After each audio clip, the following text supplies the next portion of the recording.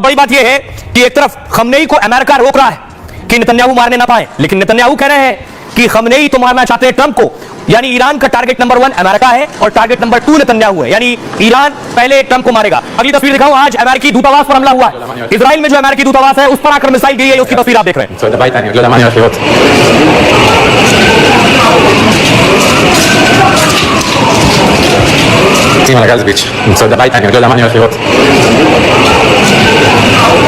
आइए आपको बताऊं कि नेतन्याहू क्यों कह रहे हैं कि ईरान पहले ट्रंप को मारना चाहता है।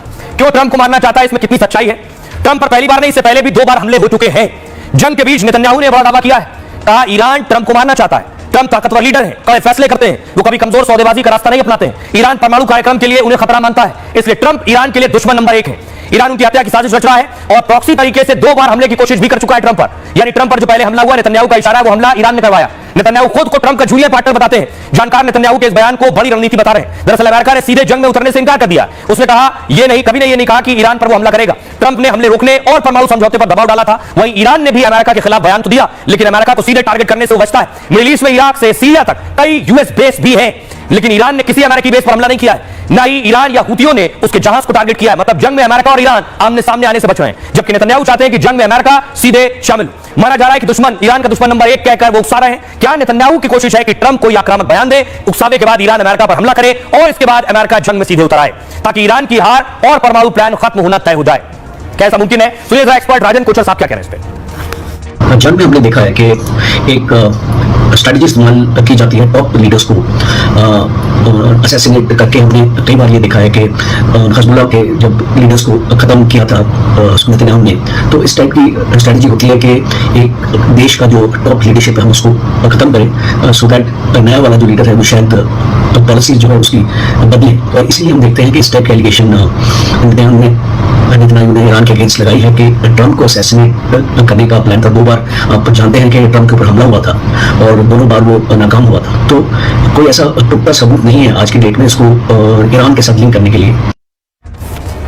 इस पूरी जंग के दौरान एक चौंकाने वाली खबर आई, वो ये कि क्या पाकिस्तान अपना परमाणु बम इजराइल के खिलाफ इस्तेमाल करेगा।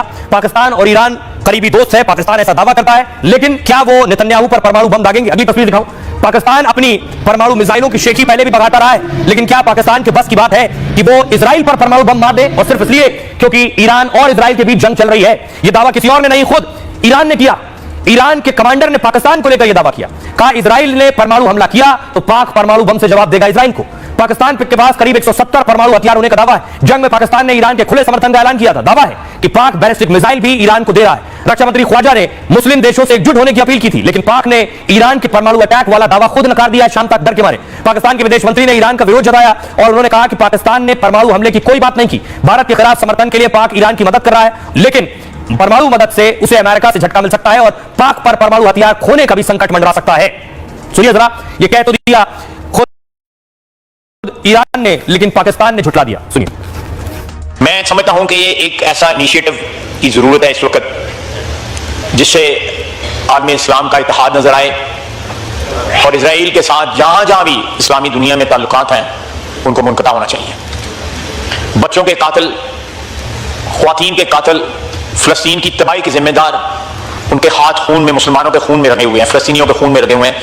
उस हाथ को झटक देना चाहिए, उस हाथ के साथ हाथ नहीं मिलाना चाहिए। अल्लाह के फजल से पाकिस्तान एक अपने ट्रेडिशनल स्टैंड पे रोजे अव्वल से खड़ा है, मजबूती से खड़ा है कि हमने इजराइल की स्टेट को ना रिकॉग्नाइज किया, ना उसके साथ ताल्लुकात बनाए। अगर इसराइल ने हमारे ऊपर न्यूक अटैक किया तो पाकिस्तान इसराइल के ऊपर न्यूक्लियर हमला कर देगा। ये गैर जिम्मेदाराना और इतनी झूठी खबर है। और सोशल मीडिया में चलती चलती अभी मुझे थोड़ी देर पहले पता चला कि दिल्ली नील ने पिक कर लिया इंग्लैंड में। तो हमने कोई ऐसी स्टेटमेंट हमारी तरफ से कोई ना स्टेटमेंट किसी ने दी है, इसको फैब्रिकेट किया गया है। सोचिए, पाकिस्तान खुद घबरा गया, उनके मंत्री, नेता, सांसद खुद पे कुछ कह रहे हैं कि हमने कुछ नहीं कहा है, उन्हें डर